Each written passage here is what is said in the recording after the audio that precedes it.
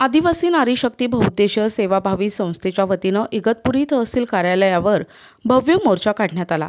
मोर्चाचं नेतृत्व अध्यक्ष नीता गवांडा यांनी केले। या प्रसंगी शासनाच्या विरोधात घोषणा देऊन आपल्या मागण्या मान्य करण्याचे शासनाला आवाहन करण्यात आले। या प्रसंगी शालू हंबीर, मंजुळा सराईत, नीला सोनवणे, शकुंतला ठाकरे आदींसह बहुसंख्य महिला उपस्थित होत्या। अधिक माहिती अध्यक्ष नीता गवांडा यांनी दिली।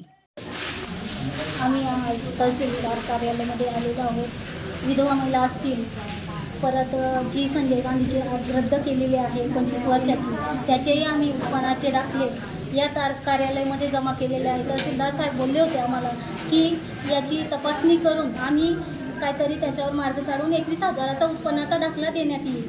परंतु हे उत्पन्नाचे दाखलेही आम्हाला आजवर मिळालेले नाही, कारण ज्या पेन्सिल्या आहेत त्या महिलांच्या त्या त्यांच्या हक्काच्या आहेत।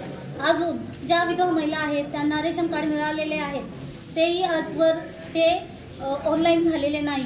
त्या महिलांचे अक्षरशः 4-4 मुली कोणी अनाथ आहेत आणि जे कुटुंब आहेत गोरगरीब, त्यांचे रेशन कार्डचे फॉर्म आपण तहसीलदार कार्यालयामध्ये जवळजवळ 8 ते 9 महिने झाले आहे जमा केलेले आहेत। एका साहेबांची सही झाली देखील असताना देखील सुद्धा डॉक्युमेंटची पूर्तता करायला सांगतात। आम्ही रहिवासी नाहीत का? आमच्याजवळ आधार कार्ड आहे, मतदान कार्ड आहे व इतर सर्व कागदपत्र आहेत, तरी तुम्हाला 100चा बॉन्ड लागतो।